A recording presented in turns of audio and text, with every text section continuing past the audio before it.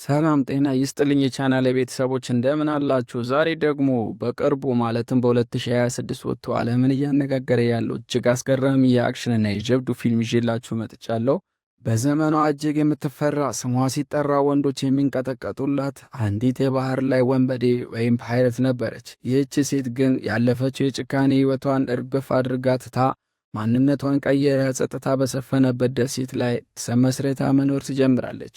ነገር ግን አሮጌው ማንነቷና የቀድሞ ጠላቶቿ በድንገት ከች ሲሉባት ምን ልትፈጥር ትችላለች? የዛሬው ፊልማችን ይህንን እጅግ ልብ አንጠልጣይ ታሪክ ይተርክልናል። ቪዲዮን ከመጀመራችን በፊት ላይክ እና ሰብስክራይብ ማድረጋችሁን አትርሱ። ወደ ታሪኩ እንቃ። ዘመኑ 1846 ነው። ታሪኩ የሚጀምረው እጅግ ውብ በሆነው የካሪቢያን ደሴት ላይ ነው። ዋና ገጸ ባህሪያችን ኤርሴል ትባላለች።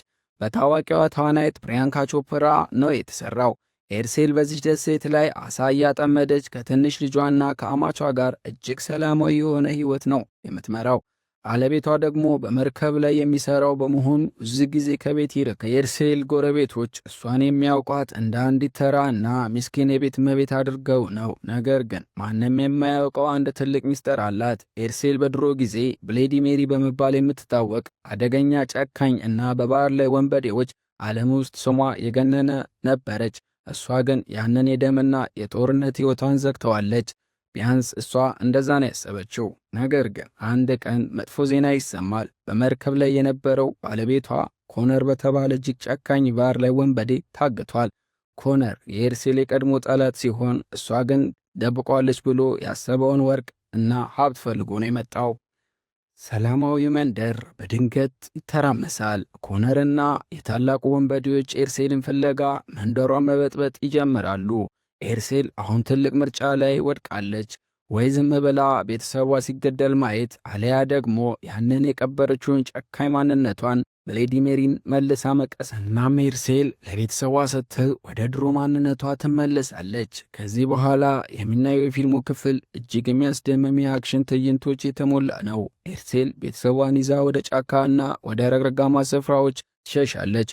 ወንበዴዎቹም ይከተሏታል። ነገር ግን እሷ ተራ ሸሽ አይደለችም።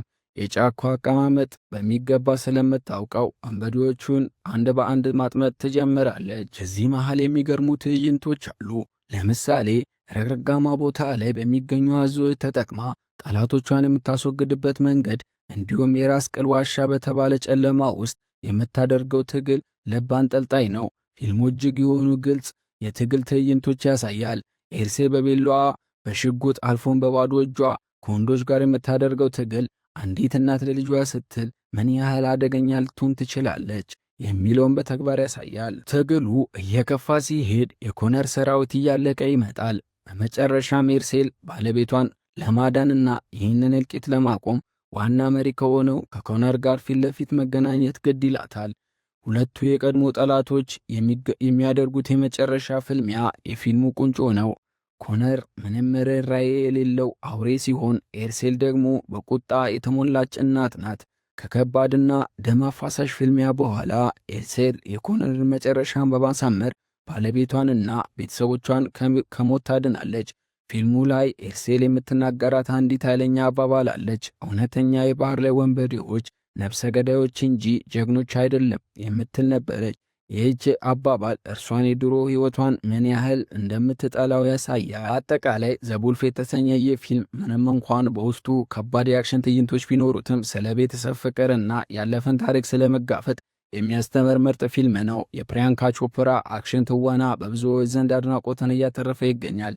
እስከዛሬ ካየናቸው የወንበዴ ፊልሞች ለየት ባለ መልኩ አንዲት እናት ዋነኛ ተዋጊ አድርጎ ማቅረቡን ፊልሙን ተወዳጅ አድርጎት።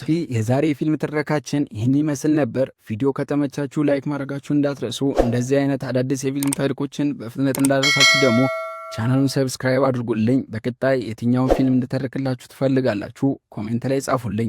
በቀጣይ ቪዲዮ እስከምንገናኝ ድረስ ቸር ሰንብቱልኝ።